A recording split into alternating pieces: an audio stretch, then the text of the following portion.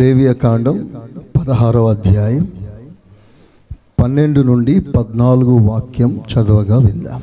యెహోవా సన్నిధినున్న ధూపపీఠము మీద నుండి ధూపార్త్యుడు నిప్పులను తన పిడికిళ్లతో పరిమళ ధూప చూర్ణమును తీసుకొని అడ్డతెర లోపలికి వాటిని తెచ్చి తాను చావకుండునట్లు ఆ ధూపము మేఘము వలె శాస్త్రముల మీదనున్న కరుణాపీఠమును కమ్ముటకు యెహోవా సన్నిధిని ఆ అగ్ని మీద ఆ ధూప ద్రవ్యమును వేయవలెను. అప్పుడతడు ఆ కోడి రక్తములో కొంచెము తీసుకుని తూర్పు ప్రక్కను కరుణాపీఠము మీద తన వ్రేలితో ప్రోక్షించి కరుణాపీఠము ఎదుట తన వ్రేలితో ఆ రక్తములో కొంచెము 7 మారులు ప్రోక్షింపవలెను. 7 మార్లు రక్తాన్ని ప్రోక్షించాలి. హెబ్రీ పత్రిక 9వ అధ్యాయం. హెబ్రీ పత్రిక 9వ అధ్యాయం 11, 12 మాటలు చదవగా విందాం. అయితే క్రీస్తు రాబోవుచున్న మేలుల విషయమై ప్రధాన యాజకుడిగా వచ్చి తానే నిత్యమైన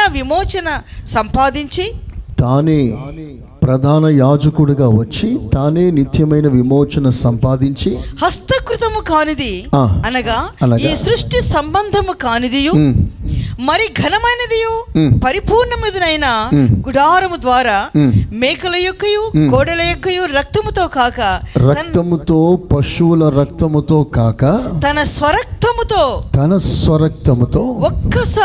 ఒక్కసారి పరిశుద్ధ స్థలములో ప్రవేశించెను. చప్పట్లు కొడదామా గట్టిగా యేసయ్యా స్తోత్రం అనండి. యేసయ్యా స్తోత్రం. పాత నిబంధన గ్రంథంలో అర్పించబడిన ప్రతి బలి అర్పణం క్రొత్త నిబంధనలో యేసు క్రీస్తు నెరవేర్చాడు.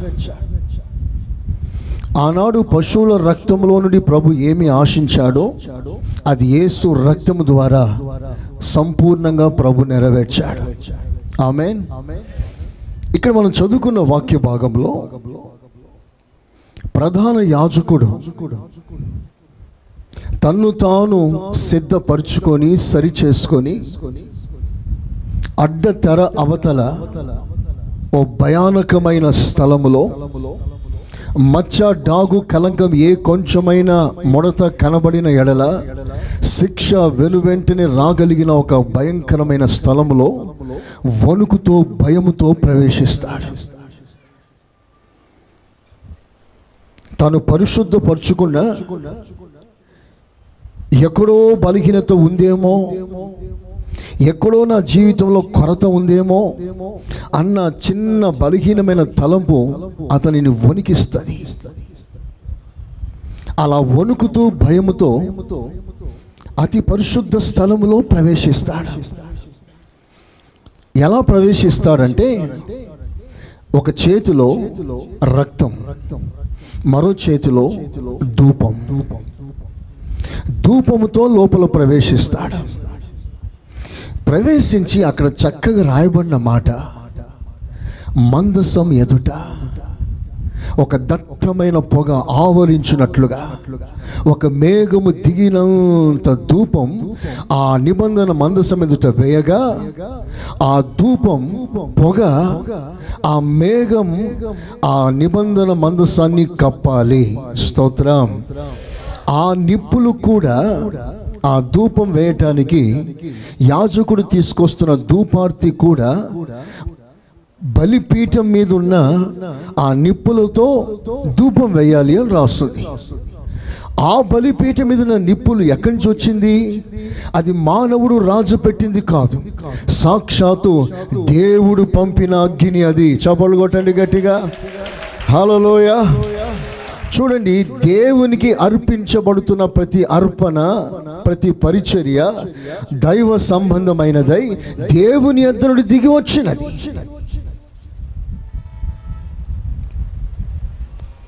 ఇందులో మానవ కల్పితం ఏమి కనబడకూడదు. ప్రతి పరిచర్య, ప్రతి సేవ అది పై నుండి దిగి వచ్చినదై, ఆ నడిపింపు గలదై ఈ సేవ ముందుకు సాగాలి. అందరూ ఆమేనండి. సొంత నడిపింపు, సొంత ఆలోచన ఇవి ఏవి కూడా ఒక మనిషిని సంపూర్ణ స్థితిలోకి నడిపించనే. ఆ విషయాన్ని చాలా తేటగా ఆత్మదేవుడు ప్రస్తావిస్తాడు. ఒకసారి కొంతమంది సేవకులు తిరగబడి మీరే నా సేవ చేసేది, మేము సేవకులం కాదా, మాకు వాక్యం తెలియదా, ప్రార్థన తెలియదా, దయ్యాలు వెళ్ళగొట్టడం తెలియదా అన్నట్లుగా కొంతమంది సేవకుల సంతానం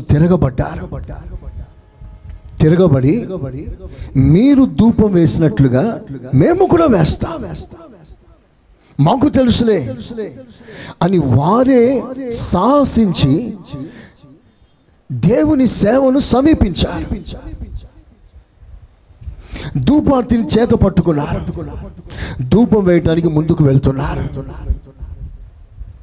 ఇంతకీ వారి ధూపార్తిలో ఉన్న నిప్పులు దేవుని యొద్ద నుండి వచ్చింది కాదు, అది దేవుడు ఆజ్ఞాపించిన నిప్పు కూడా కాదు, వేరొక్క నిప్పులు తీసుకొచ్చారట. వేరొక్క ఆ మాటలు చదవండి, లేవియాకాండం 10వ అధ్యాయం. అహరోను కుమారుడైన నాదాబు మొదటి వచనాలు. అహరోను కుమారుడైన లేవి 10:1. అబీహులు తమ తమ ధూపార్తులను తీసుకుని తమ ధూపార్తులను చేత పట్టుకొని వాటిలో నిప్పులుంచి వాటి మీద ధూపద్రవ్యం వేసి యెహోవా తమకు ఆజ్ఞాపింపని వేరొక అగ్నిని. ఆ మాట అందరూ పలకాల్సిందిగా కోరుతున్నారు. ఏమిటమాట? యెహోవా తమకు ఆజ్ఞాపింపని. యెహోవా, అందరూ చెప్పండి, యెహోవా తమకు ఆజ్ఞాపించని వేరొక అగ్ని. వాటితో సేవ చేయటానికి వచ్చాడు సేవకుడు.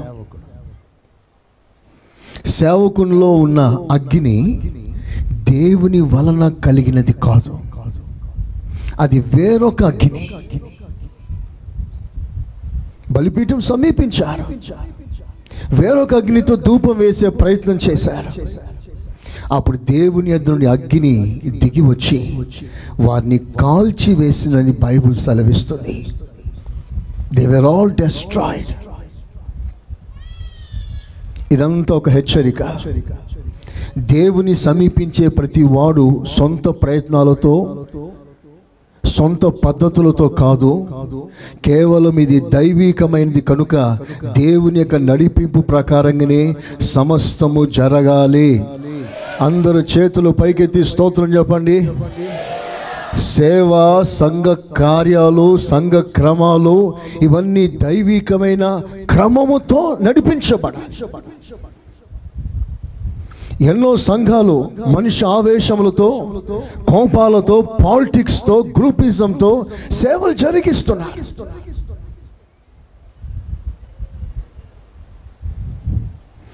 కొన్ని సంఘాల్లో పాస్టర్ గారిని కూర్చోబెట్టి సంఘ పెద్దలు సాక్ష్యం పోగొట్టుకొని సరైన దేవునితో సంబంధం లేకుండా దేవుని సేవను నడిపించడానికి తెగిస్తున్నారు. జాగ్రత్తగా వినండి. సంఘ పరిచర్య అది క్రమముగా చేస్తే ఎంత ఆశీర్వాదమో, క్రమము తప్పితే అంత దైవికమైన ఉగ్రత దిగి వచ్చే ప్రమాదం ఉంది. ఎందుకో తెలుసా? సంఘం నాది కాదు, మనది కాదు, ఇది సాక్షాత్తు యేసయ్య శరీరం. అందరూ ఆమేనంటారా? చెప్పండి గట్టిగా. ఇది యేసయ్య శరీరం కనుక ఈ శరీరానికి సప్లై తలలో నుంచి రావాలి. తల క్రీస్తు, మన శరీరం. ఈ సంఘానికి పేరు శరీరం అనుడు సంఘం. శరీరం అను సంఘం. ఈ శరీరం అనే సంఘానికి తలలో నుండి ఆలోచన రావాలి, తలలో నుండి నడిపింపు రావాలి, తలలో నుండి ఉపదేశం రావాలి, తలలో నుండి ఆజ్ఞ రావాలి, తలలో నుండి నడిపింపు రావాలి. అందుకని ఇవన్నీ కూడా దైవికంగానే సాగిపోవాలి. ఎక్కడ మనిషి ఆవేశాన్ని చోటు ఇవ్వకూడదు. ఒకసారి మోషే సంఘం మీద తన ఆవేశాన్ని వ్యక్తపరుస్తాడు. ద్రోహులారా అని తన కోపమంతా వ్యక్తపరిచేస్తాడు. నిజమే, వారు ద్రోహులే. మోషే కోపానికి కారణం ఉంది, అర్థం ఉంది. అందరూ తిరుగుబాటుదారులే. దైవ సేవకుని నెమ్మది లేకుండా చేశారు. దైవ సేవకుని ముప్పు తిప్పులు పడుతున్నారు. అలాంటి సమయంలో ఫ్రస్ట్రేషన్లో, కోపంలో, ఆవేశంలో, బాధలో వారిని తిట్టేశాడు. ఎప్పుడైతే దేవుని సన్నిధిలో మనుష్య ఆవేశం బయలుదేరిందో, తలలో నుంచి రావాల్సిన నడిపింపు శిరస్సు అనబడుతున్న క్రీస్తులో నుంచి కాకుండా మనుష్య ఆవేశం నుంచి వచ్చిన వెంటనే దేవుని తీర్పు దిగి వచ్చేసింది. అక్కడ మోషే, ఇది నా సంఘం, వీళ్ళంతటి కొరకు నేను నా ప్రాణం పెట్టాను. నా ప్రాణ క్రయధనమును బట్టి వారు కొనబడినారు. వీళ్ళను నీ చేతికి ఎందుకు ఇచ్చాను అంటే పెత్తనం చేయటానికి కాదు. నాతో సహా నేను చెప్తున్నాను ఈ మాట. సేవకులందరిని ఉద్దేశించి మాట్లాడుతున్నారు. సంఘం మీద మేము నాయకులుగా ఉండటానికి కారణం పెత్తనాలు చేయటానికి కాదు, మీ మీద బాసిజం చేయటానికి కాదు, మీ మీద అధికారం చూపించటానికి కాదు. ఒక బాధ్యత గల మనసుతో, ప్రేమతో ఇక్కడ ప్రతి వారిని ప్రభు అయిన యేసు క్రీస్తునందు పరిపూర్ణంగా చేయాలని బహుభారముతో, ప్రయాసముతో ఈ సేవ చేయాలంతే.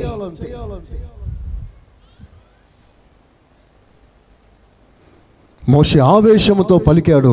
వెంటనే దేవుని తీర్పు దిగి వచ్చింది. మోషే, ఇక నువ్వు కానాను చేరటానికి వీల్లేదు. దేవుడు ఖండించేశాడు. అక్కడ దేవుడు ఆజ్ఞాపించని వేరొక అగ్ని తీసుకొచ్చి సేవ చేసే ప్రయత్నం చేశారు. అక్కడ దేవుని అగ్ని దిగి వచ్చేసింది. రౌద్రం, కోపం దిగి వచ్చేసింది.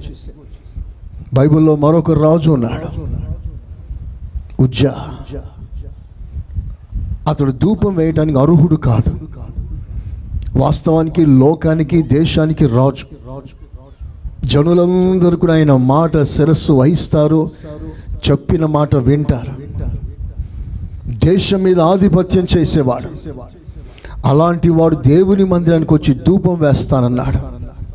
యాజకులు, వద్దయ్యా, అది మీ పని కాదయ్యా, దానికి మేమున్నామయ్యా, మేం చేస్తామయ్యా, ప్రార్థనలు, ఆరాధనలు, కార్యక్రమాలన్నీ మేం చేస్తామయ్యా, ఆ సంగతి మాకు విడిచిపెట్టండి అయ్యా అని సేవకులు బ్రతిమాలకున్నారు. కానీ రాజు కోపం వచ్చేసింది. కోపం వచ్చేసి సేవకులందరూ నెట్టేశారు. సేవకులతో జగడం పెట్టుకున్నాడు, నెట్టేశాడు. నేను వేస్తాను ధూపం అని సేవలు అడుగు పెట్టాడు, అర్హత లేకుండా. వెంటనే దేవుని సన్నిధి నుండి ఉగ్రత దిగిరాగా యాజకులందరూ చూస్తుండగానే నొసట కుష్ఠరోగం ప్రారంభమైంది.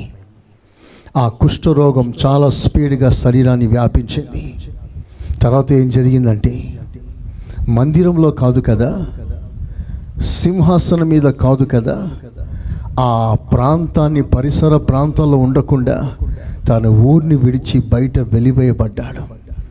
కుష్ఠరోగుల స్థానం ఎక్కడో అక్కడ గెంటి వేయబడ్డాడు. బైబిల్లో మరొకడు ఉన్నాడు, మందసాన్ని పట్టుకోపోయాడు. మందసం పడిపోతుంది కదా అని పట్టుకోపోయాడు. అలా పట్టుకున్నాడో లేదో అక్కడక్కడే స్పాట్ 11 kV వోల్ట్స్ని తగిలితే క్షణాల్లో ఎలా మాడిపోయి చచ్చిపోతాడో టప్మని పడిపోయి చచ్చిపోయాడు. ఆ మందసం పట్టడమే ఆలస్యం, పడిపోయి చనిపోయాడు. కారణం ఏంటంటే అతనికి ఇంకా అర్హత రాలేదు, ఆ సేవను మోసే అర్హత ఇంకా రాలేదు. ఇది తెలియక చాలామంది సేవకి అర్హత రాకముందే బయలుదేరే వాళ్ళు వేల మంది ఉన్నారు. కొంచెం వరం ఇచ్చిన వెంటనే సేవని ప్రారంభించే వాళ్ళు ఉన్నారు. కొంచెం ప్రవచనం, కొంచెం వరం, కొంచెం పాట, ఇది కొంచెం తెలిస్తే చాలు సేవ ప్రారంభించడానికి సిద్ధపడుతున్నారు. దానికి తగిన అభిషేకం ఉందా? దానికి తగిన పిలుపు ఉందా? దానికి తగిన ఏర్పాటు ఉందా? దానికి తగిన అభిషేకం ఉందా? దానికి తగిన ఆర్డినేషన్ ఉందా? ఇవేవి లేకుండా పొరపాటున ఎవ్వరూ అడుగు పెట్టడానికి వీల్లేదు. ఇది దేవుని సేవ. చూడండి ప్రియులారా, నేను ఏదైనా చెప్తున్నానంటే కేవలం ఇంతమందని కాదు, వేల మంది ఈ మాటలు వింటున్నారు. వాళ్ళందరిని ఉద్దేశించి ఈ మాటలు నేను మాట్లాడుతున్నాను. రేపు ఈ మాటలు చాలా మందికి, వేల మందికి ఆశీర్వాదకరంగా దేవుడు మార్చునుగాక. ఆమేన్, ఆమేన్. ఇప్పుడు ధూపాన్ని దట్టగా వేయాలి. ఎంత ధూపం వేయాలంటే మందసాన్ని కప్పేయాలి. తర్వాత ఏం జరుగుతుందో తెలుసా? మందసం ఎదుటి భాగంలో దట్టమైన పొగ, మరో ప్రక్కన యాజకుడు, మందసం అనగా దేవుడు, దేవునికి సాదృశ్యం, దేవుని సన్నిధికి ప్రతినిధికి సాదృశ్యం. ఇప్పుడు దేవునికి యాజకునికి మధ్యలో ఒక దట్టమైన ధూపం, ఆ ధూపమే ప్రార్థన జీవితం. మనకి దేవునికి సంబంధం కలిపేది ప్రార్థన. అందరి చేతులు పైకెత్తి స్తోత్రం చెప్పండి గట్టిగా. ఈ రోజున ఆ స్థానం మనందరికి ఇచ్చాడు. కొత్త నిబంధనలో మనమందరం దేవుని సన్నిధిలో రక్తం చేత కడగబడిన మనమందరం కొత్త నిబంధనలో దేవుని యాజకులమై ఉన్నాము. అందరూ ఆమేనంటారా? హల్లెలూయా. యాజకులు అంటే దేవునిని స్తుతించేవారు, ప్రార్థించేవారు, వారికి ఇవ్వబడిన పరిధిలో దేవుని సేవించేవారు. ఇప్పుడు పాఠం ఏమిటంటే దేవునితో నిత్య నిబంధన స్థిరపరచుటకు ప్రార్థన చేయాలి. ఈ ప్రార్థన ఎందుకయ్యానంటే అక్కడ అతి పరిశుద్ధమైన స్థలములో తను యోగ్యునిగా కనుపరుచుకోవటానికి. జాగ్రత్తగా నా మాట అందరూ వినాలి. అందరు చేతులు పైకెత్తి స్తోత్రం చెప్పండి. చపాలు హుషారుగా. అక్కడ పరిశుద్ధ స్థలములో రెండు రకాల ప్రార్థన. ఒకటి తన సిద్ధపాటు కొరకు, ప్రభా శుద్ధి చేయనైనా, సరి చేయనైనా, శుద్ధి చేయనైనా, సరి చేయనైనా తన్ను తాను శుద్ధీకరించుకుంటూ ప్రార్థన చేసుకోవాలి. అదే సమయంలో సర్వ సమాజం కొరకు ప్రార్థన చేయాలి. ఈ రెండు ప్రార్థనలు యాజకుని యొక్క బాధ్యత. తన కొరకు, సమాజం కొరకు, తన కొరకు, సంఘము కొరకు. నేను సిద్ధపడాలి, సంఘాన్ని సిద్ధపరచాలి. స్తోత్రం చెప్పండి గట్టిగా. హల్లెలూయా. నేను యోగ్యులుగా కనుపరుచుకోవాలి, సంఘంలో ప్రతి ఒక్కరు యోగ్యులుగా మార్చబడాలి. అందుకు ఒక ప్రసవేదన, అందుకో బాధ. అందుకే మన అందరి జీవితాల్లో ఒక ప్రార్థన ఒక భారంగా మారాలి, ఒక ప్రార్థన ప్రసవేదనగా మారాలి. మన ప్రార్థన అక్కర్ల కొరకు కాదు. సాధారణంగా అందరూ కూడా ఏం ప్రార్థన చేస్తారు? వారి అక్కర్లు, వారి కార్యక్రమాలు, వారి ఇబ్బందులు, బాధలు తొలగినట్లుగా ప్రార్థన చేస్తారు. కానీ అక్కడ ఆ స్థానంలో చేయవలసిన ప్రార్థన ఏంటో తెలుసా? నాకు అది ఇది కావాలని కాదు. అందుకే మనం ఉపవాస ప్రార్థనలో, ఉపవాస పండుగల్లో ఎక్కువ శాతం మనం చేసే ప్రార్థన యేసయ్య యొక్క సంపూర్ణత అంతా కూడా మనలోనికి రావాలని. హల్లెలూయా. ఆ పరిపూర్ణత అంతా మనం అనుభవించాలని. ఇదే మన ప్రార్థన. అందుకని ఒక వ్యక్తి రాకల్లో ఎత్తబడాలంటే అతడు మెలకువ కలిగి ప్రార్థన చేసే ఒక క్రమాన్ని దేవుడు ఏర్పాటు చేశాడు. Praise the lord. ఏమిటా ప్రార్థన? సరి చేసుకునే ప్రార్థన. ఏమిటా ప్రార్థన? సమకూర్చుకునే ప్రార్థన. నాలో ఉన్న బలహీనతలన్నీ ప్రార్థన ద్వారా సరి చేసుకోవాలి. నాలో లేని ఆత్మ అనుభవాలన్నీ కూడా ప్రార్థన ద్వారా సమకూర్చుకోవాలి. నాలో ఇంకా ప్రేమ లేదయ్యా, నాలో క్షమించే గుణము లేదయ్యా, నాలో ప్రార్థించే కృప లేదయ్యా, నాలో ఒక సహోదరిని మంచిగా పలకరించే బుద్ధి లేదయ్యా, తగ్గింపు లేదయ్యా. ఇవన్నీ కూడా మనం క్రమముగా ప్రార్థన ద్వారా ప్రసవ వేదన ద్వారా నొప్పులు అధికమవుతా ద్వారా ఆ స్వభావాల్ని కనవలసిన వారమై ఉన్నాము. హల్లెలూయా, హల్లెలూయా.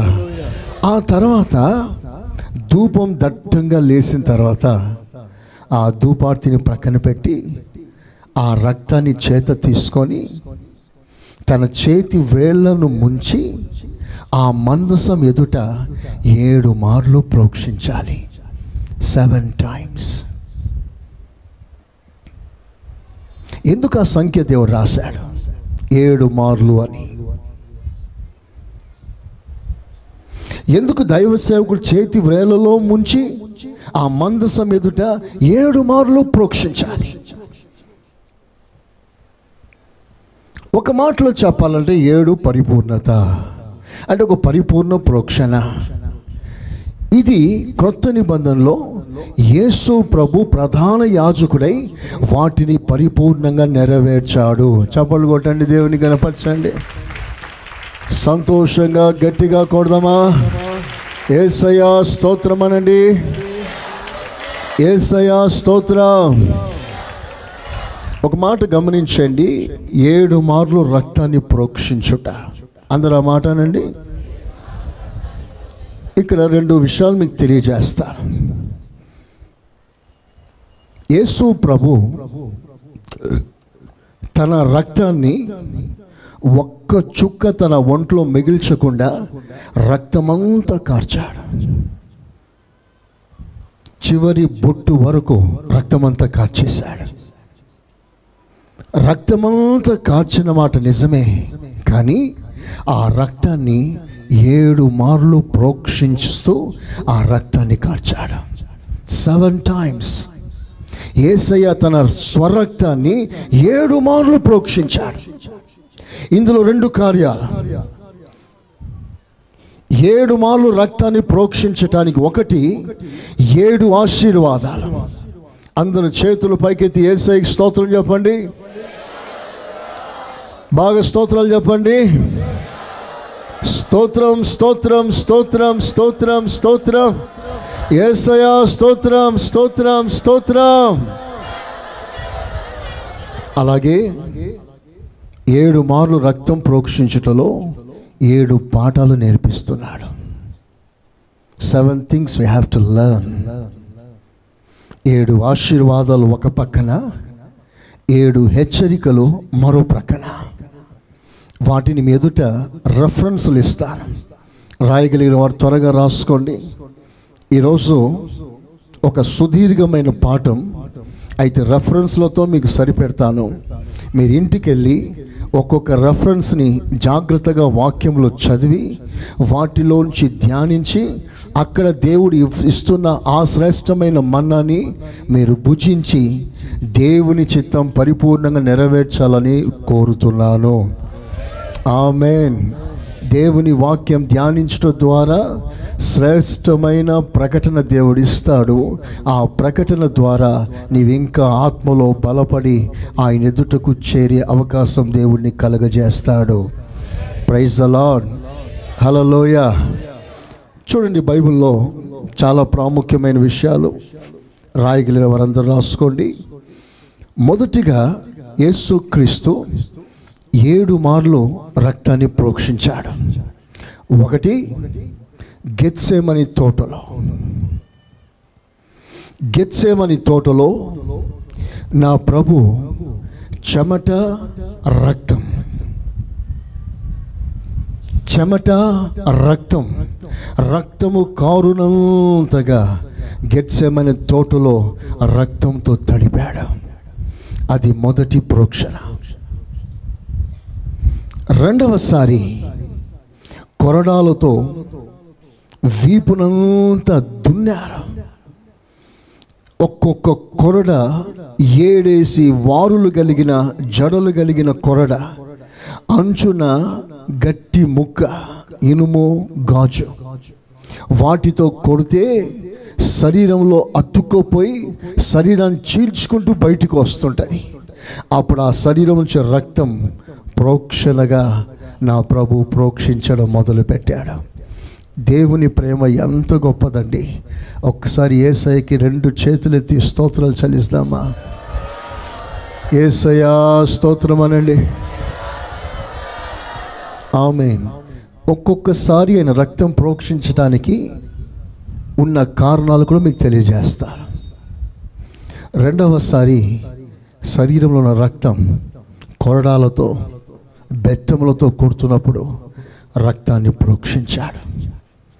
మూడవదిగా ముళ్ళ కిరీటం తల మీద పెట్టి దానిని అలాగు నొక్కి రెల్లుతో దాన్ని కొట్టి తలలో 2 అంగుళాల విషపూరితమైన ముళ్ళు తలలో కణితుల్లో దిగిపోయేటట్లుగా నొక్కి కొట్టారు. తలలో ఉన్న రక్తం అలాగు చిమ్మి మూడవసారి రక్తాన్ని ప్రోక్షించాడు. That was the third time. నాలుగవసారిగా కుడి చేయి,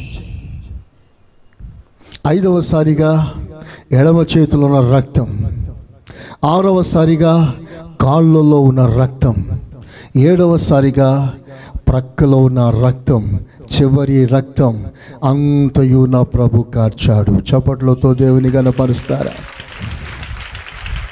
హల్లెలూయా. ఇప్పుడు రాసుకోండి. మొదటిసారి నా ప్రభు రక్తాన్ని గెత్సెమని తోటలో కార్చే ఆ సమయం చాలా ఆవేదనతో కూడిన సమయం. అది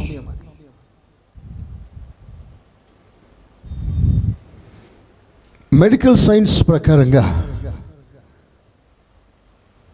నా ప్రభు పడ్డ బాధ, ఆ వేదన, ఆ అంగలార్పు ఇంతంత కాదు. ఆ సమయంలో ఆయన బాధ ఏమిటంటే, నాకు బరువైన భారమైన సిలువ వేస్తారు, నన్ను కొడతారు, అవమానపరుస్తారు, హింసిస్తారు, లేనిపోని బాధలు పెడతారని కాదు, కానీ సర్వలోక పాపం నా మీద పడబోతుంది. అందరి పాపాలు నేను తాగబోతున్నాను. భూత, వర్తమాన, భవిష్యత్తు కాలాల్లో ఉన్న పాపం అన్నీ ఒక్కసారి నేను సేవించబోతున్నాను. నా పవిత్రుడైన తండ్రి ఎదుట నేను దోషిగా నిలబడవలసిన పరిస్థితి వస్తుంది. నేను చేయలే, నేను ఏ తప్పిదం చేయలేదు. అందరూ చేసిన పాపాలు నా మీద వేసుకుంటాను. నేను దోషిగా నిలబడతాను. నా తండ్రి నేను ఒక దోషిగా చూస్తాడు. ఆ దోషిగా చూస్తున్న సమయంలో నా తండ్రి ముఖాన్ని మరుగు చేసుకుంటాడు. ముఖాన్ని మరుగు చేసుకోవడం మాత్రమే కాదు, ఏనాడు విడువని నా చేతిని నా తండ్రి వదిలేస్తాడు. ఆ సమయంలో నాకు కలిగిన వేదన, ఏలీ ఏలీ లామా సబక్తాని, నా దేవా నా దేవా నా చెయ్యి ఎందుకు విడిచావు అని ఆర్తనాదం తన గుండె లోతు నుంచి బాధ వ్యక్తపరిచాడు. అది ఆయన బాధ. ఆ బాధకి, ఆ టెన్షన్కి నరాలని చిట్లి ఆ స్వేద గ్లాండ్స్ నుండి రక్తము కలిసి చెమటతో పాటు రక్తం బయటకు వచ్చింది. రక్తాన్ని కార్చాడు. ఆ మొదటి రక్త ప్రోక్షణలో దేవుని యొక్క పరమార్థం, ఆయన ఉన్నతమైన ఉద్దేశం ఏంటో తెలుసా? అందరూ వినాలి. ఇది సంఘమంతటికి పాఠం. నాకు, మీకు, అందరికీ ఒక పెద్ద సవాలుతో కూడిన పాఠం. నా ప్రభు అయిన యేసుక్రీస్తు తట్టుకోలేని బాధలో ఉన్నాడు. Unbearable pain. అలాంటి దుఃఖకరమైన బాధకరమైన సమయంలో తండ్రి సన్నిధిలో మోకరించి నా ప్రభు చేసిన ప్రార్థన, నా తండ్రి నా తండ్రి, నీ చిత్తమైతే గిన్నె తొలగించు, ఆయనను నా ఇష్టం కాదయ్యా, నా ఇష్టం కాదు, నీ చిత్తమే నెరవేరునుగాక. అందరు చప్పట్లతో దేవుని కనపరచండి. అందరం యేసయ్యా స్తోత్రం. మొదటి పాఠం ఏంటో తెలుసా? నువ్వు ఎంత బాధలో ఉన్నా, అందరు వింటున్నారా? నువ్వు ఎంత సమస్యలో ఉన్నా, నువ్వు ఎంత కష్టాల్లో ఉన్నా, సునామీ లాంటి తుఫానులో మునిగిపోయి ఉన్నా, నేను కదిలిస్తే కంట నిండా నీళ్ళు అలాగూ ఒలికిపోయినంత బాధగా ఉన్నా, అసలు నీ సమస్య చెప్పుకోవటానికి కూడా వీలైనంత బాధగా ఉన్నా, అలాంటి సమయంలో కూడా దేవుని చిత్తము చేయగలిగిన కృప నువ్వు అనుభవించాలి. ఇప్పుడు అందరూ చప్పట్లు కొట్టి దేవుని గణపరచండి. హల్లెలూయా. నిజంగా నేను చెప్తున్నాను, ఇట్స్ అన్ గ్రేటెస్ట్ లెసన్. ఇది చాలా గొప్ప పాఠం. ఎందుకంటే అందరు ఇక్కడే ఫెయిల్ అయిపోతారు. కష్టకాలంలో తప్పిపోయేవారు చాలామంది ఉంటారు. మనసులో బాధ ఉంటే దేవుని సన్నిధి మానుకునే వాళ్ళు చాలామంది ఉంటారు. చిన్న బాధ, చిన్నగా దుఃఖం కలిగితే దేవుని సేవకులతో కూడా మాట్లాడటానికి ఇష్టపడని వాళ్ళు ఎంతోమంది ఉంటారు. కలవకుండానే వెళ్ళిపోయే వాళ్ళు ఎంతోమంది ఉంటారు. ఏదో మనస్పార్థాలు, ఏదో బాధ, ఏదో సమస్య, మాట్లాడుకోలేరు, దేవుని సన్నిధిలో మోకరించలేరు, ఆత్మలో ఎదగలేరు, ఏదో ఒక బాధ అని అణిచివేస్తారు. అలాంటి వాళ్ళు ఎంతోమంది దేవునికి దూరం అయిపోయిన వారి చరిత్ర మనకు తెలుసు. ఈరోజు సంఘాల్లో లేరు వాళ్ళు. ఎందుకు? వారి ప్రశ్నకి జవాబు లేకపోవడం వల్ల, వారి సమస్యకి పరిష్కారం రానందువలన, వారి జీవితంలో సమస్య ఒక భారంగా మారినందువలన వారు ఈ రోజున సన్నిధిలో లేరు. ఈ రోజున నీకు నాకు కావలసిన మొదటి పాఠం, ఎంత పెద్ద గాలి తుఫాన్ అయినా ఆయన చిత్తము చేయగలిగిన కృప మనకు కావాలి. చెప్పండి యేసయ్యా స్తోత్రం, స్తోత్రం చెప్పండి గట్టిగా, యేసయ్యా స్తోత్రం. అందరం చేతులు పైకెత్తి ఆ కృప అడుగుదామా? చెప్పండి యేసయ్యా, యేసయ్యా. ఎంత పెద్ద ప్రళయమైనా, ఎంత పెద్ద శోధనైనా, ఎంత బాధ అయినా నీ చిత్తము చేయుటకు కృప కావాలయ్యా. యేసయ్యా స్తోత్రం, యేసయ్యా స్తోత్రం. నీ మాట చాలయ్యా, నీ చూపు చాలయ్యా, నీ తోడు చాలయ్యా, నీ నీడ చాలయ్యా. నీ ఉంటే నాకు చాలు యేసయ్యా.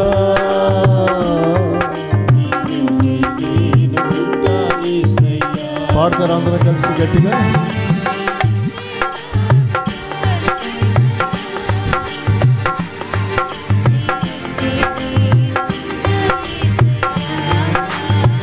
బ్రతుకునావా పగిలినా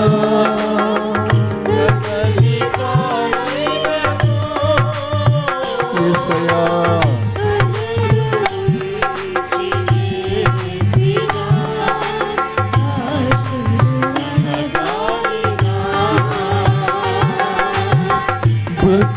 బ్రతుకునావా పగిలినా కదలి పాలైనను, అలలు ముంచి వేసిన ఆశలు అనగారినా, నీ మాట చాలయ్యా, యేసయ్యా.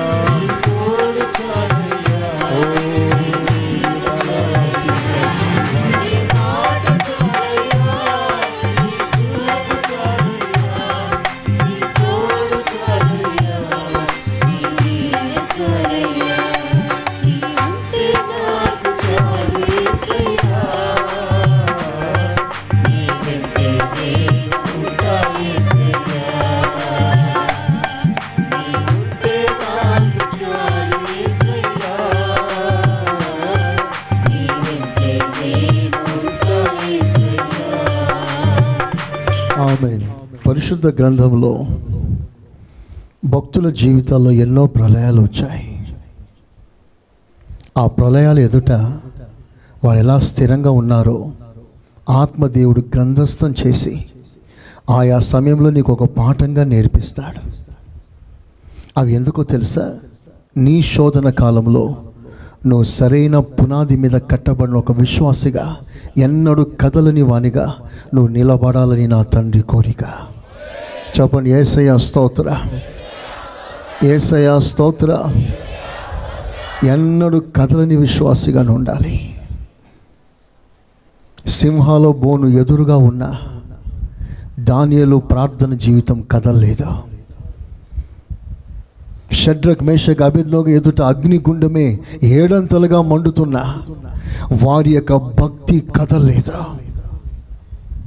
యోబు జీవితంలో తన ఎదుట సర్వం కోల్పోయినా తన భక్తి కదలలేదు. అందరూ చేతులు పైకెత్తి స్తోత్రం చెప్పండి. అపోస్తలుడైన పౌలు జీవితంలో గొంతు మీద కత్తే వచ్చింది.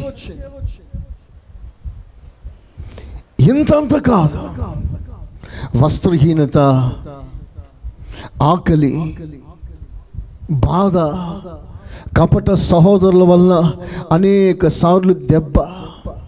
పౌలు గారికండి కపట సహోదరుల వల్ల దెబ్బ. తనతో కూడిన వారు తనని మోసం చేసిన సందర్భాలు. పౌలు గారు కూడా అలా జరిగిందా? మరి పౌలు గారికి వివేచన లేదా? నాతో ఉన్న వీడు సరైన మైండ్లో లేడని పౌలు గారు గుర్తుపట్టలేదా? కపట సహోదరులు పౌలు గారితోనే ఉంటూ పౌలు గారిని వెంబడిస్తున్నట్లుగానే వెంబడించి పౌలు గారిని అమ్ముకునే స్థాయిలో ద్రోహము తలపెట్టిన కపట సహోదరులు. ఎన్ని బాధలు! వాటన్నిటిలో ప్రభు పౌలు గారు చెప్పిన ఒక స్థిరమైన మాట, క్రీస్తు యేసు ప్రేమ నుండి ఇవి ఏవి నన్ను ఎడబాపనేరదో. చప్పట్లతో ఘనపరచండి. యేసయ్యా స్తోత్రం అనండి. యేసయ్యా స్తోత్ర. ఇది మన భక్తి అలా మారాలి. నీ భక్తి పునాదులు లోతుగా వేయబడాలి. నీ వేర్లు లోతులోకి వెళ్ళిపోవాలి. సమస్యలు ఎన్నైనా సరే సన్నిధి విడిచిపెట్టకూడదు. నీకు న్యాయం జరగకపోయినా, నీ మనసులో వేదన తీరకపోయినా, నీ జీవితంలో నిన్ను అందరూ మోసం చేసే పరిస్థితే వచ్చినా, దేవుని సన్నిధి నీకు కోట్ల రూపాయల కంటే విలువైనదిగా ఎప్పుడు ఉండాలి. అందరూ ఆమేనండి. అందరూ వెలివేసిన, అందరూ విడిచిపెట్టిన సన్నిధి రాను రాను ఒక విలువైన, అతి ప్రాముఖ్యమైన వజ్రాల కేంద్రంగా నీకు మారిపోవాలి. Praise the lord. అంతగానో దేవుని సన్నిధిని ప్రేమించాలి. మొదటి పాఠం, చెమట రక్తంగా మారిపోయింది. He was so tensed. He was so tortured. అంత బాధలో కూడా తండ్రి, నా ఇష్టం కాదయ్యా, నేను అనుకున్నట్లు కాదయ్యా, నీవు అనుకున్నదే జరగాలయ్యా. ఆ ప్రార్థన ఎంత బలమైందండి. సాధారణంగా మనం ఆవేశంగా ఉన్నప్పుడు మనం అనుకునేదే నెరవేర్చుకోవటానికి పరిగెత్తుతాం. ఎవరు ఎంతమంది చెప్పినా వినిపించుకోం. ఒక్కసారి మనసున ఆవేశం తట్టిందంటే ఎంతమంది ఆపినా ఆగని వాళ్ళు ఎంతోమంది ఉంటారు. చివరికి సేవకులు చెప్పినా సేవకుల మాట కూడా వినని పరిస్థితుల్లో ఉంటారు. ఆవేశానికి అంత చోటిస్తారు. నేనంటా, నువ్వు ఎంత ఆవేశంలో ఉన్నా దేవుని చిత్తానికి చోటివ్వు. మనిషి ఆవేశం పాపం. మనిషి ఆవేశానికి చోటివ్వకు. ఆ క్షణికమైన ఆవేశాలు అనేక అనర్థాలకు దారితీస్తాయి. క్షణికమే, కొంతసేపు ఆవేశం ఉంటుంది. ఆ ఆవేశం తీసుకునే నిర్ణయాలు, ఆ ఆవేశం తీసుకున్న ఆ డిసిషన్స్ లైఫ్ లాంగ్ నిన్ను బాధ పెడతాయి. ఎప్పుడు కూడా నువ్వు ఆవేశంలో ఏ నిర్ణయం తీసుకోకూడదు. ఆ టైంలో వచ్చేస్తుంది కోపం, బాధ, ఏదో ఒకటి తెగించాలనిపిస్తుంది. పొరపాటున అలాంటి సమయంలో నిర్ణయం తీసుకోకు. ప్రభుకు అవకాశం ఇవ్వు. ఒక మూల కూర్చో, మనసు ప్రశాంతతగా నిలుపుకో. కొంత సమయం ప్రభు సన్నిధిలో కనిపెట్టు. అక్కడి నుంచి ఒక వర్తమానం తప్పకుండా నీకు వస్తుంది. ఆ వర్తమానం ప్రకారంగా నీ జీవితం ముందుకు సాగిపో. తిరుగులేని విజయం నీకే సాధ్యమవుతుంది. యేసయ్యకి స్తోత్రం చెప్పండి గట్టిగా. హల్లెలూయా. రెండవదిగా యేసయ్యని కొరడాలతో కొడతారు. కొరడాలతో కొడితే ఒళ్ళంతా చీల్చబడి ఒంట్లంతట్లో రక్తం పారుతుంది. ఆ రక్తం ఎప్పుడైతే పారుతుందో, ఆ గాయాలు ఏర్పడిందో, నా ప్రభు చెప్పిన మాట, నేను పొందిన గాయముల ద్వారా చెప్పండి మీకు స్వస్థత కలుగును. ఆమేన్. స్వస్థత రెండు రకాలు. ఆత్మీయ స్వస్థత, శరీర స్వస్థత. ఏ స్వస్థత అయినా యేసయ్యే దానికి మూలము. నువ్వు ఎన్ని మందులు వాడినా స్వస్థత ఆయన దగ్గర నుంచి రావాలి. ఆయన తలుపులు తెరిస్తేనే అక్కడి నుంచి ఏదైనా వస్తుంది. నువ్వు ఏదో ప్రయత్నం చేసినందువలన జరిగే పని కాదు. అందుకే బైబిల్ సెలవిస్తుంది, నీ ప్రయత్నం నీ ప్రయాసం కాదు, కనికరించే దేవుని వలనే నువ్వు సమస్తమును పొందుకోగలుగుతున్నావు. యేసయ్య స్తోత్రం అనండి. హల్లెలూయా. శరీరంలో ఉన్న గాయాల ద్వారా స్వస్థత. అంతేకాదు, శరీరం అంతా ఎందుకు చీల్చబడింది అంటే ప్రభు చెప్తున్నాడు, బిడ్డ, ఈ శరీరమే రేపు సంఘంగా మారబోతుంది. సో ఆ సంఘమే దేవుని ఆలయంగా మారబోతుంది. సో నీవు ఈ శరీరాన్ని రిప్రజెంట్ చేస్తావు. ఈ శరీరానికి నువ్వే సాదృశ్యం.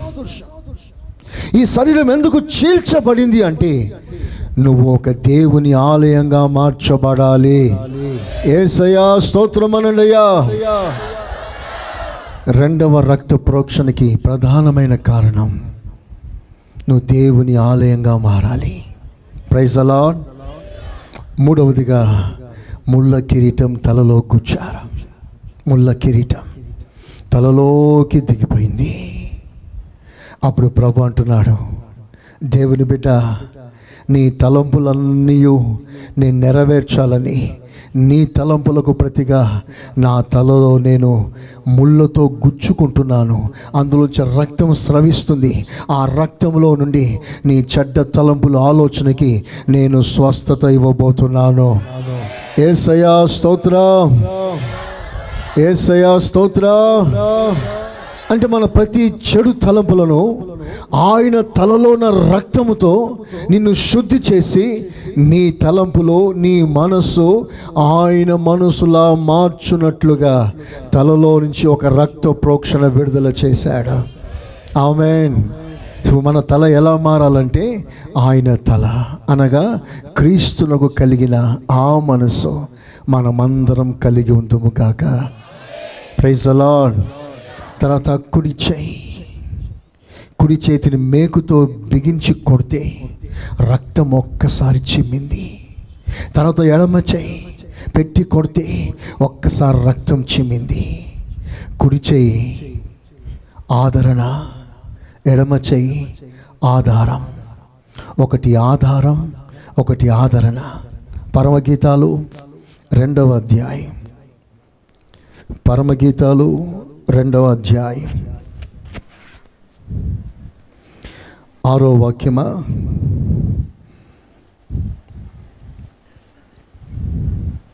అతని ఎడమ చెయ్యి నా తల క్రింద ఉన్నది. కుడి చేతి అతడు నన్ను కౌగిలించుచున్నాడు. తన కుడి చేతితో నన్ను కౌగిలించుకుంటున్నాడు. కుడి చేతితో కౌగిలి, ఆదరణ, దగ్గర చేర్చుకుంటాడు. ఎడమ చేతితో తలను ఆనించుకుంటాడు. అంటే తన ఎడమ చేతిలో నీ తల అంటే ఆయన నీకు ఆధారంగా మారుతున్నాడు. చప్పట్లు కొట్టి దేవుని గణపరచండి. కొట్టాలి గట్టిగా. నీ కుడి హస్తం హత్తుకొని ఉన్నది, నీ ఎడమ చేయిన తల క్రిందనున్నది. నీ కుడి హస్తం హత్తుకొని ఉన్నది, నీ ఎడమ చేయిన తల క్రిందనున్నది.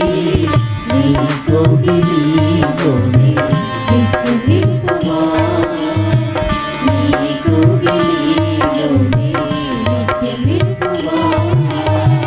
నిత్యుడాని సన్నిధి నిండుగా తోడు, నిత్యముచ్చి నన్ను నడిపించుమా, నడిపించుమా.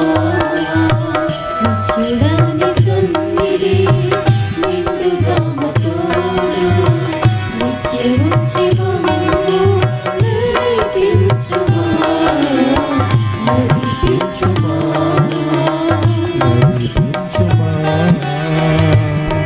దేవుని బిడ్డలారా, యేసయ్య రక్త ప్రోక్షణ నిజంగా మనకి ఎంత ఆశీర్వాదం. ఎన్ని పాఠాలు. నువ్వు అనేక సార్లు బాధపడుతున్నావు కదా, ఎవరు లేరే అని, ఆదరించేవారు లేరే అని, పలకరించేవారు లేరే అని. చాలాసార్లు మీరు నా మీద కూడా ఆయాసపడ్డారు కదా, నా మీద కూడా బాధపడ్డారు కదా. పాస్టర్ గారు మా ఇంటికి రాలేకపోతున్నాడని, మా కార్యక్రమాల్లో పాలు పొందలేకపోతున్నాడని చాలాసార్లు మీరు బాధపడిన సందర్భాలు కూడా నాకు తెలుసు. అయితే నేను సరదాగా ఊరు తిరగటానికి వెళ్ళలేదు, సేవలో ఉన్నా.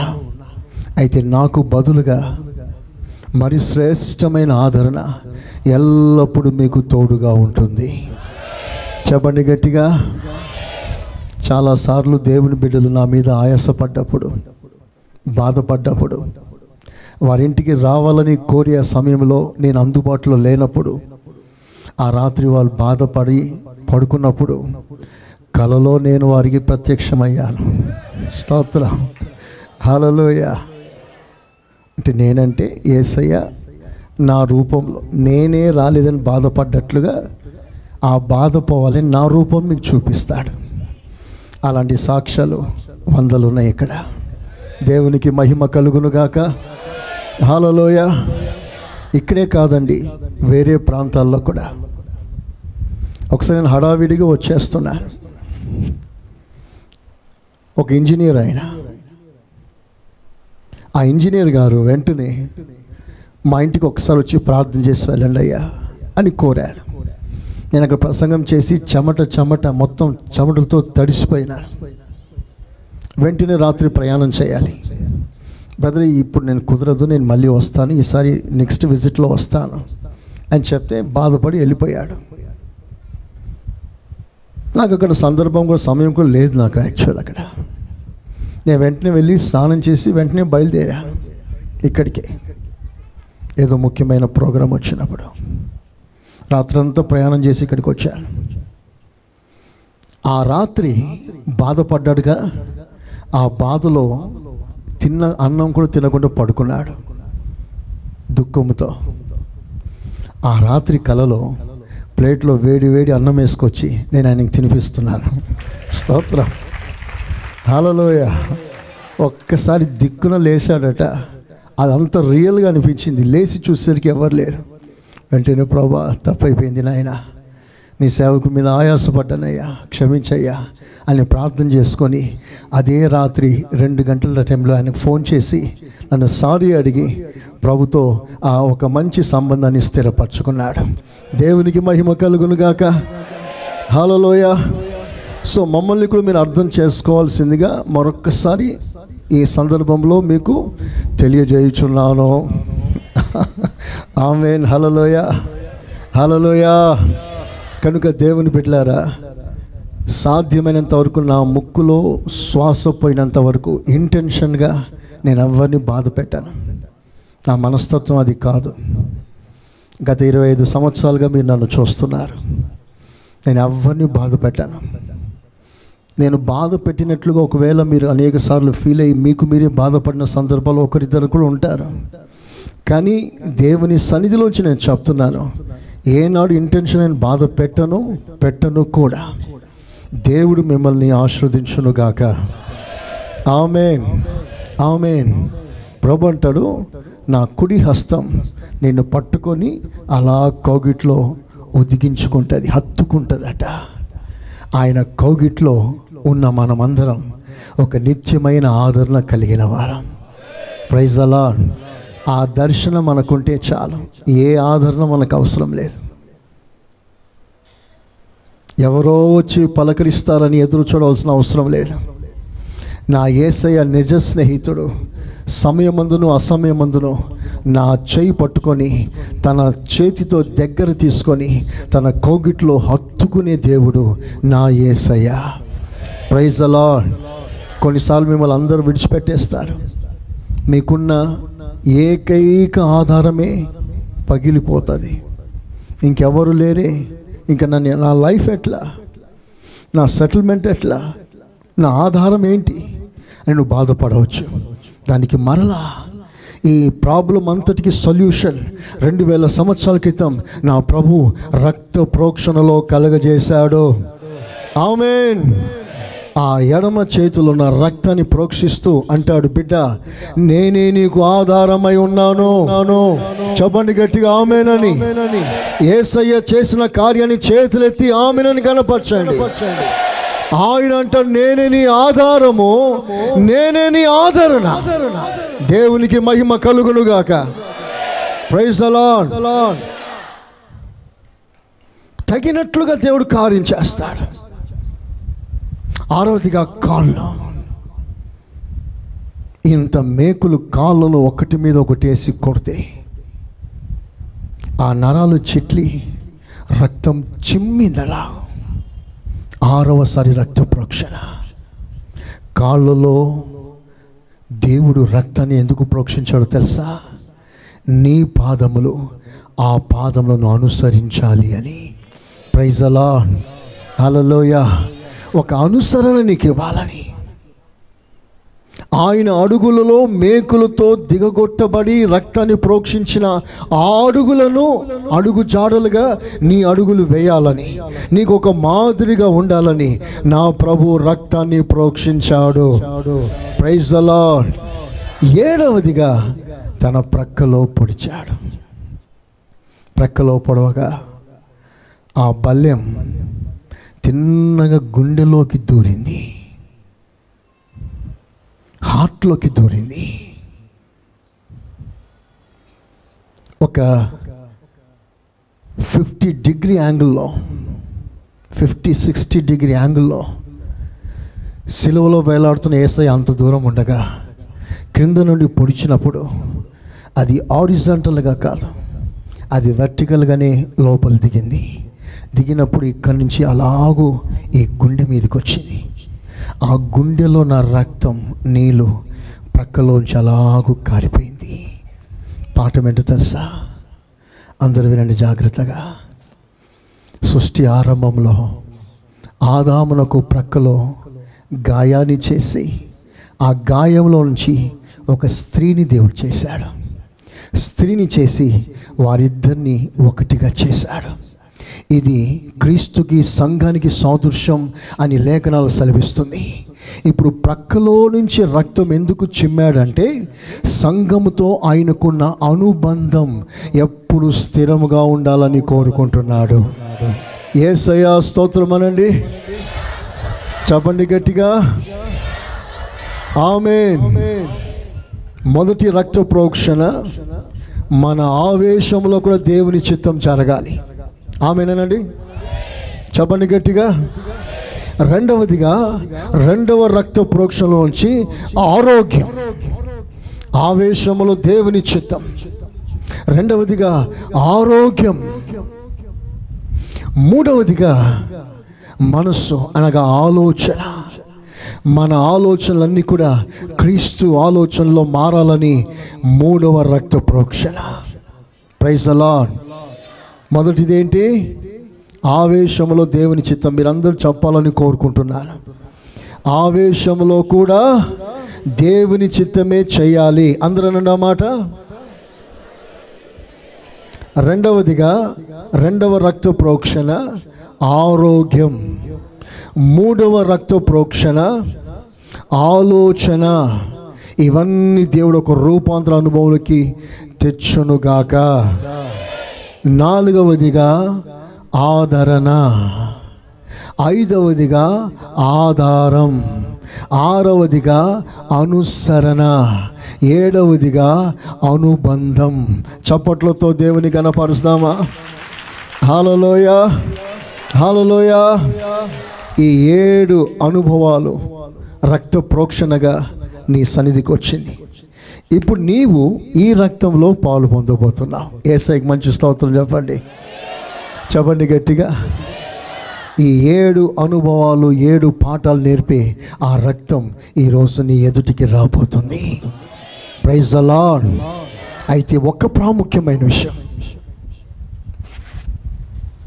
మొదటి పాఠం ఏమిటంటే ఆవేశం, ఆవేదన. ఏమిటి ఆవేదన? తండ్రికి నేను దూరం కాకూడదు, తండ్రిని ఎప్పుడు హత్తుకొని ఉండాలి.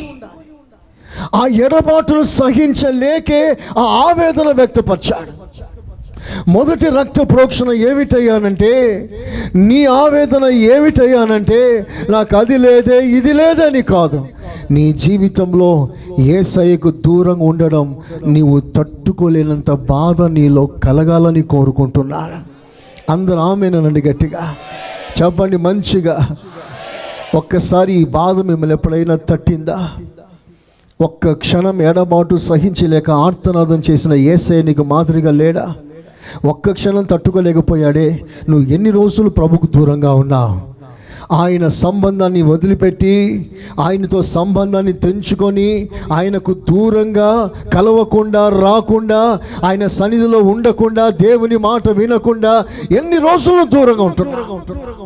మరి ఎడబాటు కాలంలో నీకు ఆవేదన రాలేదా? బాధ కలగలేదా?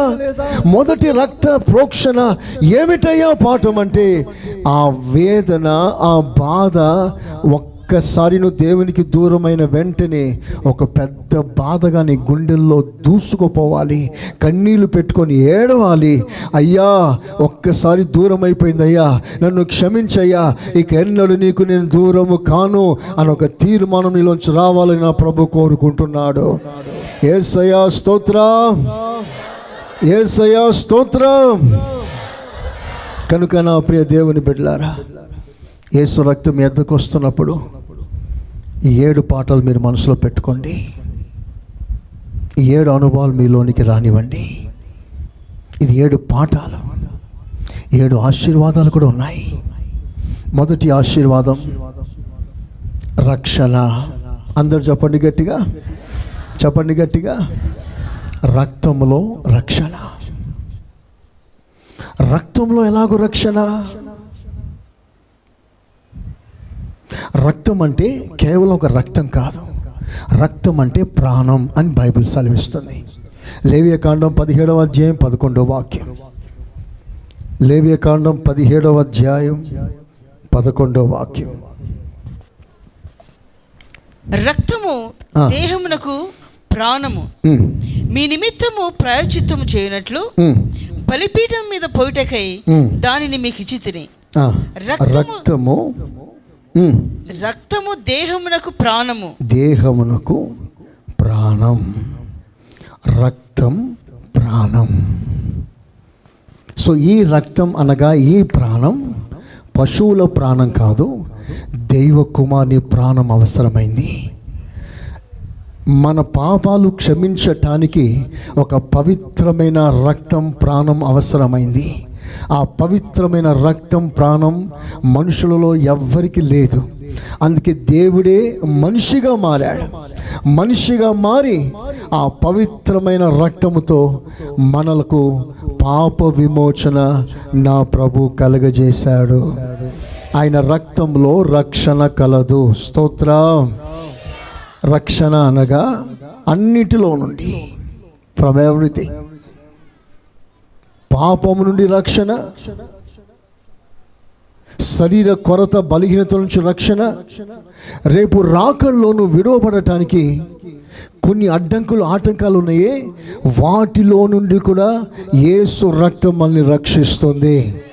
యేసయ్యా స్తోత్రం అనండి గట్టిగా. మీకు చిన్న పాఠం ఇస్తాను. నా రక్తమును త్రాగి నా శరీరమును తినువాడు, నా రక్తమును త్రాగువాడు నిత్య జీవం గలవాడు. నా రక్తమును త్రాగువాడు. పాత నిబంధనలో ఒక మాట రాస్తుంటుంది, రక్తం తినకూడదు అంటది.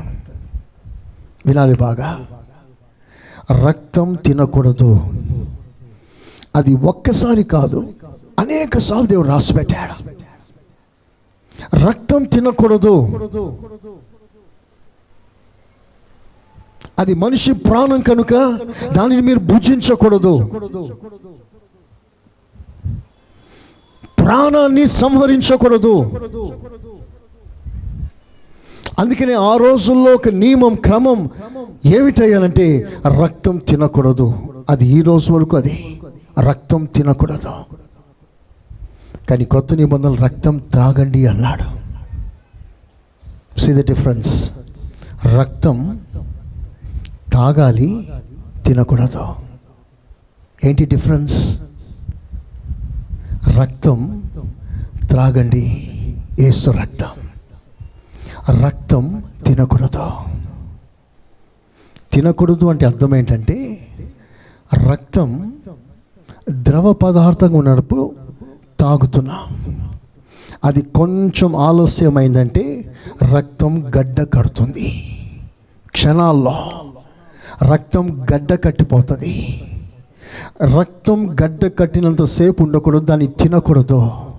యేసయ్య రక్తం వేడి వేడిగా నీ దగ్గరకు వచ్చినప్పుడు ఆ రక్తాన్ని తాగాలి, సేవించాలి. వెంటనే నువ్వు రక్షణ పొందాలి. పాఠం ఏమిటంటే, ఆ రక్తం నిన్ను కడగకుండా నువ్వు ఆలస్యం చేయకూడదు. ఆ రక్తం పారుతున్నప్పుడు నీ ఎద్దకు వచ్చినప్పుడు ఆ రక్తాన్ని నువ్వు వెయిట్ చేయనీయకూడదు. ఇప్పుడు కాదు, తర్వాత అని చెప్పకూడదు. రక్తం గడ్డ కట్టే అవకాశం ఉంటుంది. పాఠం ఏమిటంటే, ఎప్పటి పాపం, ఎప్పటి బలహీనత అప్పుడప్పుడే ప్రభు సన్నిధిలో ప్రాయశ్చిత్తం చేసుకొని దాన్ని రక్షణ, దాని క్షమాపణ పొందుకొని ఒక విమోచన కలుగజేసుకోవాలి. దాన్ని ఎక్కువ ఆలస్యం చేయకూడదు. ఎవరి హృదయంలో ఉన్న బాధ, కోపం, ద్వేషం ఉన్నా అది అలాగే ఉంచుకోవద్దు. అది గడ్డ కడుతుంది. యేసు రక్తానికి అవకాశం ఇవ్వకపోతే గడ్డ కడుతుంది. గడ్డ కట్టనివ్వకండి. రక్తంగా ఉన్నప్పుడే ఆ పాపములన్నీ తొలగించుకోండి. దేవుడు మిమ్మల్ని ఆశీర్వదించునుగాక. చెప్పండి గట్టిగా ఆమేన్. హల్లెలూయా, హల్లెలూయా. కనుక యేసు రక్తం మనల్ని రక్షిస్తుంది, విమోచిస్తుంది.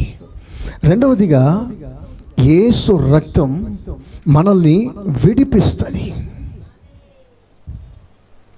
రక్షిస్తుంది. పాపములన్నిటిలోంచి రక్షిస్తుంది. రెండవదిగా, యేసు రక్తం విడిపిస్తుంది. దానిని రిడెంప్షన్ అన్నారు. విమోచన అంటే ఏదైనా ఒక బంధకాల్లో ఉంటే,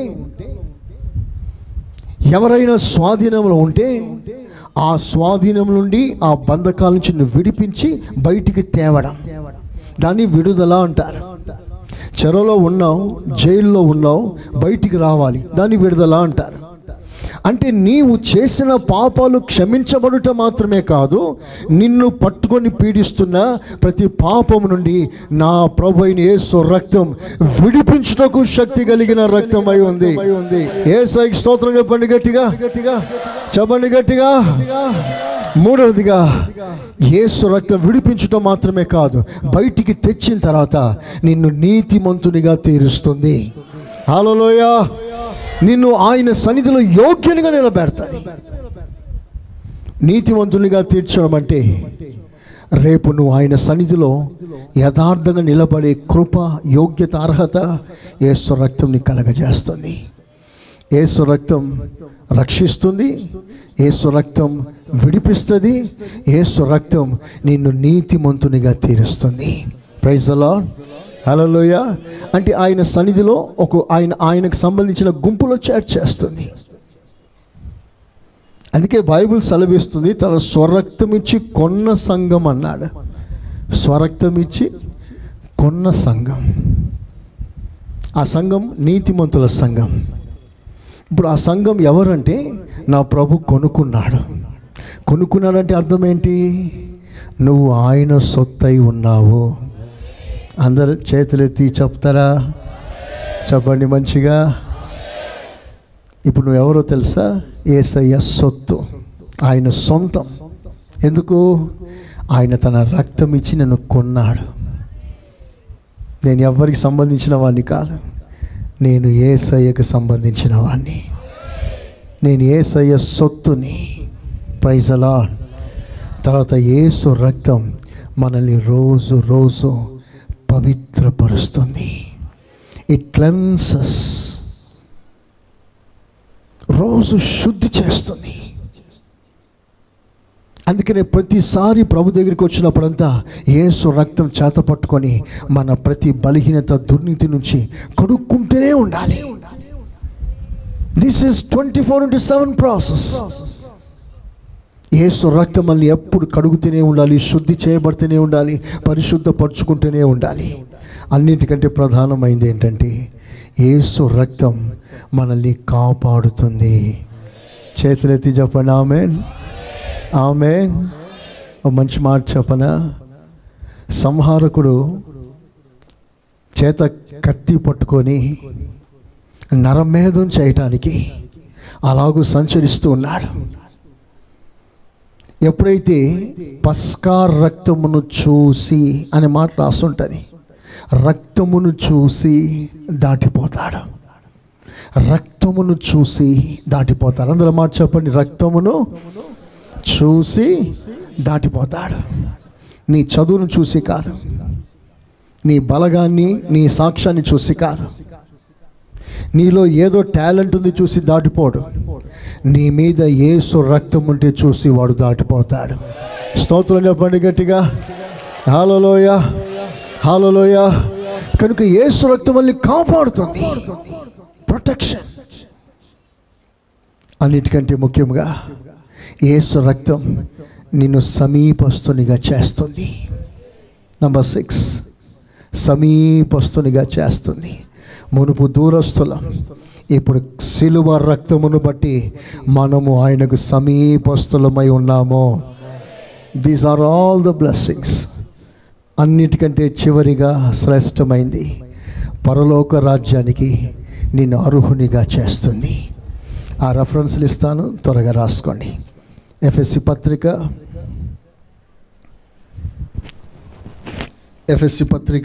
1:7. ఫస్ట్ విమోచనం. దేవుని కృపా మహదైశ్వర్యమును బట్టి ఆ ప్రియుని యందు ఆయన రక్తం వలన మనకు విమోచనం, అనగా మన అపరాధములకు క్షమాపణ కలుగుచు. ఓకే, అన్ని చదవనక్కర్లేదు. సెకండ్ పాయింట్ రాసుకోండి, కొలసి 1:20. థర్డ్ పాయింట్ ఎఫెసీ 2:13. ఫోర్త్ పాయింట్ నిర్గమకాండం 12వ అధ్యాయం. 5వ పాయింట్ హెబ్రీ పత్రిక 13:12 పరిశుద్ధత. 6వదిగా యోహాను సువార్త 6వ అధ్యాయం 53వ వాక్యం. 7వదిగా పరలోక అర్హత, హెబ్రీ పత్రిక 10వ అధ్యాయం 19వ వాక్యం. వీటన్నిటి సారాంశం ఏంటో తెలుసా? ఈరోజు బల్ల. ఈ బల్లలో పాలు పొందేవారికి దేవుడిచ్చే ఆశీర్వాదాలు, పాఠాలు. నువ్వు పరలోకానికి అర్హునిగా మార్చబడుతున్నావు. నా శరీరం తిని నా రక్తం త్రాగువాడే నిత్య జీవం గలవాడు. త్రాగువాడే అందరూ కాదు. నువ్వు రక్తమును బట్టి రక్షణ పొందావు, కానీ రక్తం త్రాగే అనుభవం వేరు. నేను యేసు రక్తంతో కడగబడ్డాను, నువ్వు దేవుని బిడ్డవి. కానీ పరలోక రాజ్యం చేరే అవకాశం, అర్హత ఎప్పుడు వస్తుందంటే నా రక్తం తాగినప్పుడు. అదే బల్ల ఆరాధన. అంటే బల్ల ఆరాధనలో నువ్వు పాలు పొందకపోతే నువ్వు పరలోక రాజ్యం ప్రవేశించే అర్హత కోల్పోతున్నావు. నిత్య జీవం అనుభవించే అర్హత కోల్పోతున్నా. ఇది తెలుసా మీకు? యేసు రక్తం నువ్వు సేవించకపోతే పరలోక రాజ్యంలో ఎంట్రన్స్ నువ్వు కోల్పోతున్నావు. ఈ పాట మీరందరూ మనస్ఫూర్తిగా మీ హృదయంలో అంగీకరించాల్సిందిగా కోరుతున్నారు. యేసు రక్తానికి మీరు ప్రాముఖ్యత, యేసు శరీరానికి మీరు ప్రాముఖ్యత ఇవ్వాలి.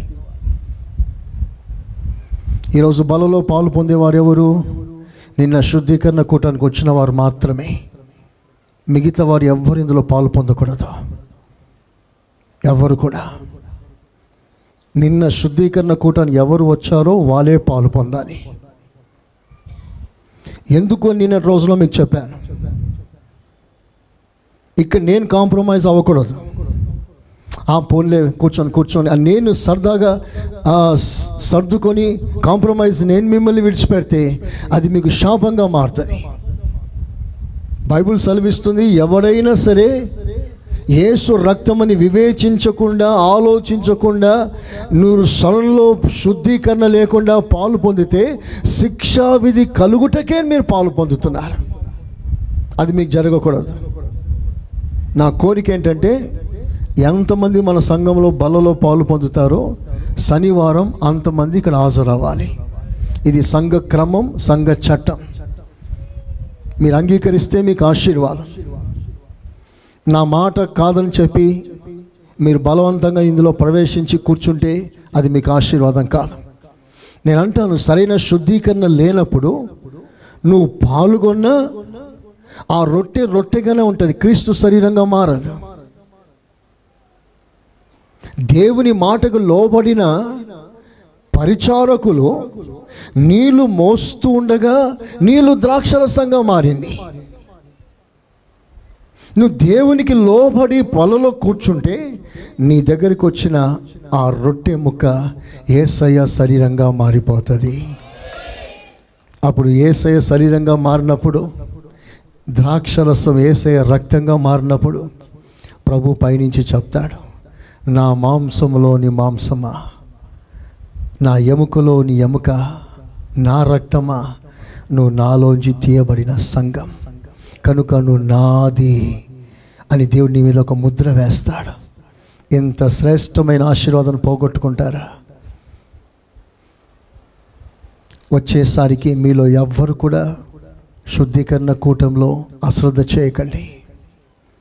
ఖచ్చితంగా మీరు అందరూ పాల్గొనాలి, బలలో చేరాలి. అలాంటి వారు రేపు నిత్య జీవానికి పాత్రలుగా మార్చబడతారు. దేవుడు మీకు అందరికీ అట్టి కృపను అనుగ్రహించును గాక. ఆమేన్. అందరూ